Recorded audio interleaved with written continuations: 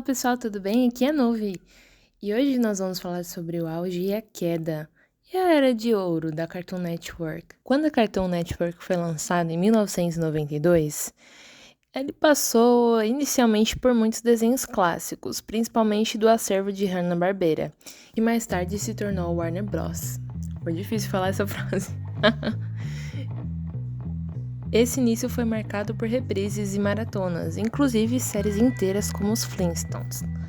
Essa frase retrô ajudou a atrair um público que já tinha crescido com esses desenhos e ainda não tinha acesso a eles e a TV aberta. Se você era que nem eu, uma pessoa mais desprovida de dinheiro na época, com certeza você chegou a assistir esses desenhos.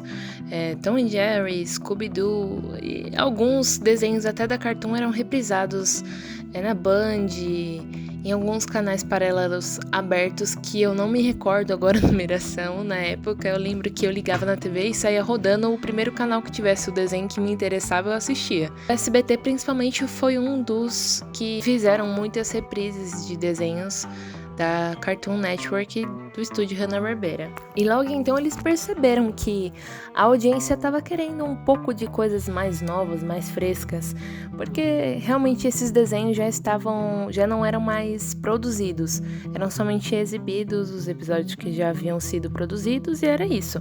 Só que a galerada mais jovem não estava se identificando tanto, e assim como trends mudam hoje em dia, tópicos mudam, as gerações vão mudando e os gostos também. E aí a Cartoon teve que se adaptar a essa nova era de crianças e geração que estava chegando. E foi daí que a Cartoon criou um quadro onde era o laboratório de animações, onde eles testavam algumas animações como curtas. Como tudo começou com curtas.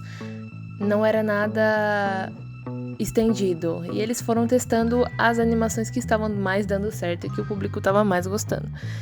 E foi assim que séries como As Meninas Superpoderosas, O Laboratório de Dexter, Dudu e Edu, eu acho que é isso, porque o nome acabou ficando em inglês, que em inglês é Ed, Eddie e Ed. Não eram só desenhos bobos, eles tinham histórias inteligentes e um humor afiado com referências culturais que fazia todo mundo rir, desde quem era pequeno até o adulto. E o canal postava animações de alta qualidade. A verdade é que a Cartoon Network revolucionou o que era a televisão fechada naquela época. Revolucionou principalmente em dar liberdade criativa a jovens artistas que ainda estavam começando, resultando em séries como Hora de Aventura, que misturava fantasia com temas adultos. O canal também popularizou o Adult Swim, que muitas pessoas hoje em dia conhecem, né? Famoso estúdio por trás de Rick and Morty. E virou um bloco noturno para o público mais maduro, e que se iniciou em 2001. No Brasil, a Cartoon Network chegou em 1993 via Sky e depois via cabo, com a voz do Dexter por Alexandre Moreno. Ah, e não, eu não tô falando daquele Dexter. Eu tô falando do Dexter, o laboratório de Dexter. E eu amava aquela menininha. Eu não lembro se era, acho que era a irmã dele, alguma coisa do tipo. O fim da transmissão linear foi em 2023, compensado pelo streaming, onde tudo virou HBO. A HBO comprou meio que os direitos de exibição, né, da Cartoon Network e começou a exibir os desenhos por lá, tanto que muita gente começou a assistir, né, todos os desenhos por lá, animações. E acho que isso veio muito por conta do começo da internet, né? Onde até não precisa necessariamente se dizer nas plataformas de streaming, mas sim o YouTube meio que acabou um pouco com isso de televisão. O começo do YouTube, ele não tinha pra televisão, eu acredito que eu me recordo de assistir só no celular. Então ainda era uma coisa um pouco controlada, vamos se dizer assim. Era algo que ainda existiam crianças que assistiam na TV, até porque não tinha tanto conteúdo como tem hoje. Hoje a gama é imensa. O que você quiser pesquisar e encontrar na internet, você acha com uma facilidade.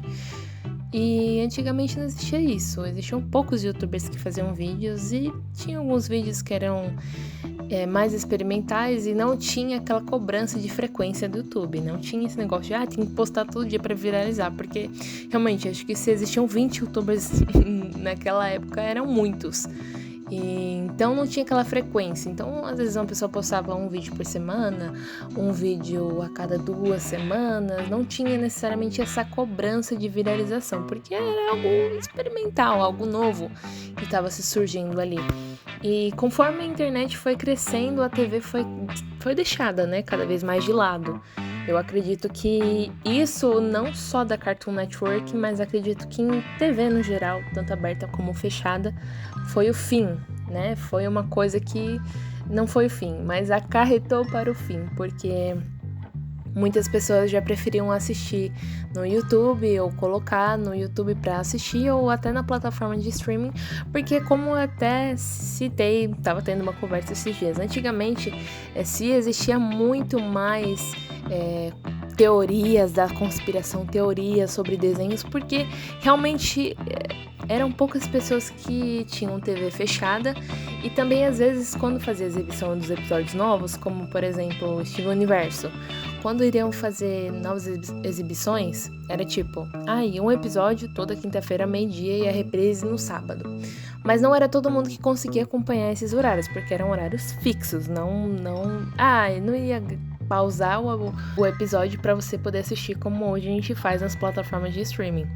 Então era uma coisa bem difícil pra gente. Então muitas vezes as pessoas ficavam sem assistir e aí ficavam teorizando na cabeça, nossa, mas isso aconteceu e acho que é por conta daquilo e daquilo outro. Aí vinha outra pessoa na internet falando, não, mas eu assisti um episódio que aconteceu tal coisa. Então era uma coisa muito legal que envolvia muito a comunidade, né? Hoje em dia eu começo uma série e vou terminar ela daqui 2, 3, 4 meses. O streaming veio pra fazer isso, pra quebrar as pernas da TV mesmo.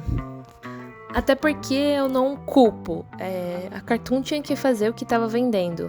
E com esse tanto de streaming, a TV começou a ter uma baixa de audiência. Poucas pessoas assistiam TV hoje em dia. Acho que só a classe de pessoas mais idosas. E até as crianças hoje já nascem com o tablet grudado na mão. Então acho muito difícil existir ainda crianças que assistam televisão, canais. Televisão ainda se assiste, né? Porque hoje a gente tem as Smart TVs, então a gente coloca ali na HBO, Globoplay, Netflix, entre outras. E uma curiosidade muito engraçada, que As Meninas Superpoderosas foi cancelado 2 vezes antes de ser ressuscitado pelos fãs. E o seu tema musical foi composto em apenas 20 minutos. Eles tiveram 20 minutos e fizeram o tema musical delas e foi isso, e virou o maior sucesso.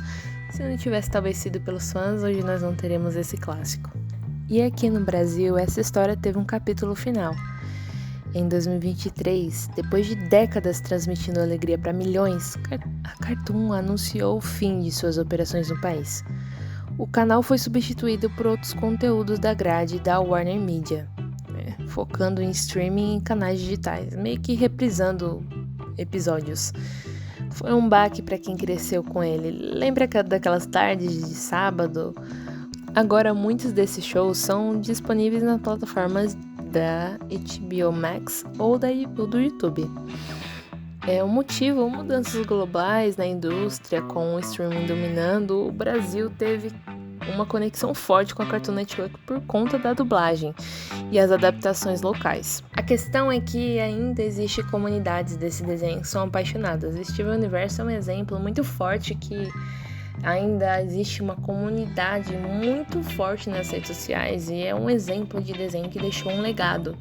Eu digo Steven Universe porque eu sou uma pessoa que eu gosto muito da série. Eu acho que dava pra ter sido muito bem mais esmiuçada. Mas enfim, eu posso fazer um vídeo só falando sobre Steven Universe. Cartoon foi uma coisa que atravessou gerações e mantém o legado vivo até hoje, porque ainda existe muitas pessoas que reassistem. Eu mesmo me peguei essa tarde pra fazer esse roteiro, assistindo As Meninas Superpoderosas, pra pegar alguns takes, algumas coisas, mas acabei por assistir mesmo, assistindo. Assisti episódio por episódio, e eu falo como que isso atravessa gerações, né? E a mesma Nuve de 9 anos que assistia ainda gosta disso, mesmo adulta. E isso é muito bom. É você ver que uma fórmula que ainda funciona. A Cartoon, ela tinha um diferencial em que ela não era igual. Todos os desenhos não tinham uma pré-fórmula onde era aquilo quadrado, você vai ver a mesma fórmula em todos os desenhos. Não, porque até tinha pessoas que gostavam de um desenho e não gostavam de outros, e assim a Cartoon continuava a angariar público, por justamente ser esse lugar onde existia diversidade. Para quem gostava de Turma da Mônica ou não gostava também de Dexter, e gostava de Steven Universo, e gostava das reprises de Adult Swim, que passava às 21 horas. Então era uma coisa onde ela conseguia englobar toda uma geração, desde pequeno ao adulto. Então, pessoal, essa era de ouro da Cartoon foi incrível, enquanto durou, mas nos ensina sobre como as coisas evoluem. E aí, qual que foi o seu desenho favorito da época, quando você era criança ou adolescente? Deixa aí nos comentários e deixa um like se você sentiu nostalgia. Se inscreve no canal para mais vídeos sobre animações, cultura pop e geek. Valeu por assistir, até a próxima. Ok, peraí. Eu vou ter que fazer um adendo. Eu literalmente fui a maior hipócrita do momento. Falei que a internet tem mais do mesmo, mas tá eu fazendo uma fórmula mais do mesmo. Aí fica difícil de te defender, né, Nuve? Aí é impossível, né? Mas é assim, né? A gente faz o que vende. E eu entendo a Cartoon.